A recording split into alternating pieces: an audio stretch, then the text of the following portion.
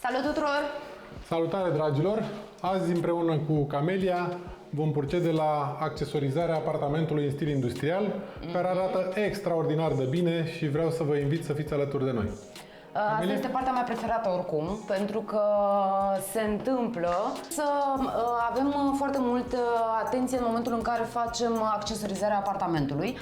De multe ori ne gândim că a venit mobila, a venit canapeaua, cam gata, am terminat. Dar o să vedem în episodul ăsta, în principiu, care sunt diferențele pe care le aduce o accesorizare corectă, fără o încărcare foarte multă, dar e clar, o să vedem diferențele foarte clare în toată partea asta de accesorizare a apartamentului.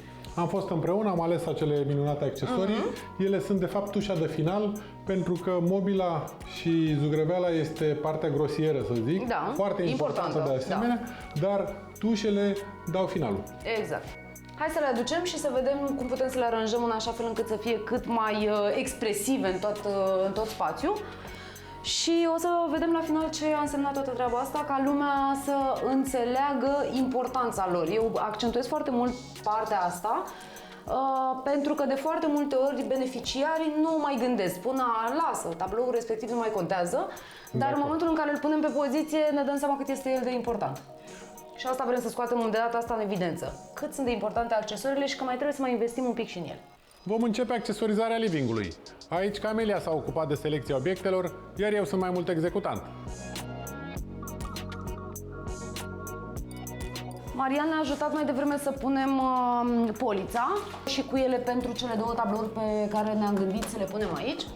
Am montat câteva polițe, 3 polițe de fapt, ajutate de acele țevi în stil industrial, țevi și fitingăraie în stil industrial, care cadrează foarte bine cu acest apartament de întregul. Pe aceste polițe eu mă gândesc să vină o sticlă de whisky și paharele aferente sau niște accesorii tip pipă. Vom vedea la final când Camelia va decide, iar eu să-mi pun o mică tușă.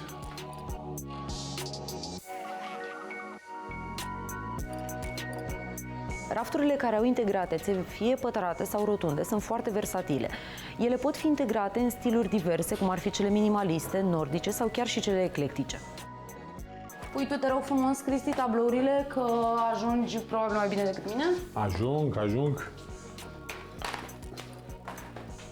Op, să nimeresc și la cuie.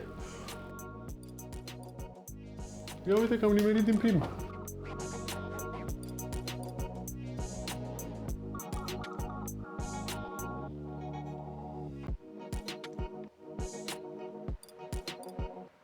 Pentru accesorizarea unui apartament în stil industrial, putem folosi tablouri abstracte, ceasuri de perete cu rozi imțate, poate chiar destul de mult fier, pentru că stilul industrial este un stil geometric, cu destul de multe linii drepte, unghiular de cele mai multe ori. Deși apartamentul nostru are doar ceva tente din influențele stilului industrial, a trebuit să fim foarte atenți asupra echilibrului pe care îl acordăm, ceea ce înseamnă că atenția a căzut destul de mult asupra textilelor și culorilor care au îndulcit acest stil.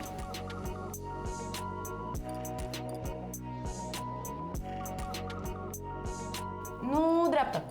Stai așa, îmi place de cele mai multe ori să pun anumite lucruri într-un pur haos. Da, covorul de ce nu l-am pus drept?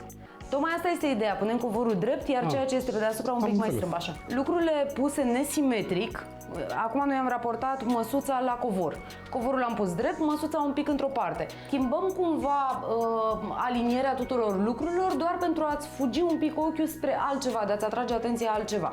E posibil în momentul în care locuiești în mod constant, masa să te dorești mai mult dreaptă decât într-o parte, că s-ar putea să lovească, dar vizual se vede mai bine așa. Hai să mergem în bucătărie să amenajăm și acolo.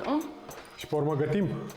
Poate tu, mie îmi place doar să amenajez de cele mai multe ori, iar salatele nu se numesc gătit chiar. Asta poate fi și chitară. Poate să fie orice, inclusiv când vine soțul târziu acasă. Am înțeles.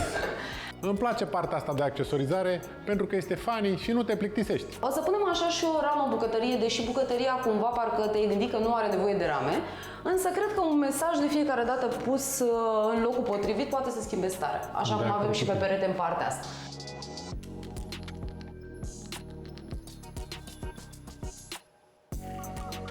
După atâtea discuții despre bucătărie, haideți că ni s-a făcut foame. Bucătăria este aproape gata. Hai să mergem și în dormitor să vedem și acolo ce putem să mai aducem pată de culoare. Hai să vedem ce păstrăm din ceea ce avem aici. Avem 3 lenjerii, fiecare pentru fiecare dormitor din cele 3 apartamente. Deja am pus fețele de pernă pe pernele astea pentru că m-am gândit că cel mai bine merge lenjeria asta pentru dormitorul ăsta, da, pe gri. Okay.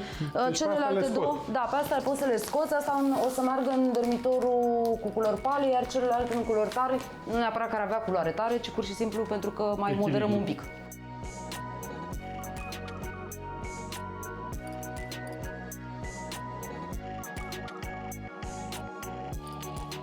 Precizez că blănițele astea sunt artificiale, nu vrem să punem nimic de origine animală și încercăm pe cât posibil să fie cât mai natural, cât mai ecologic, cât mai așa. Cel puțin la asta țin eu. În general, aceasta a fost accesorizarea primului apartament, mai avem încă 2.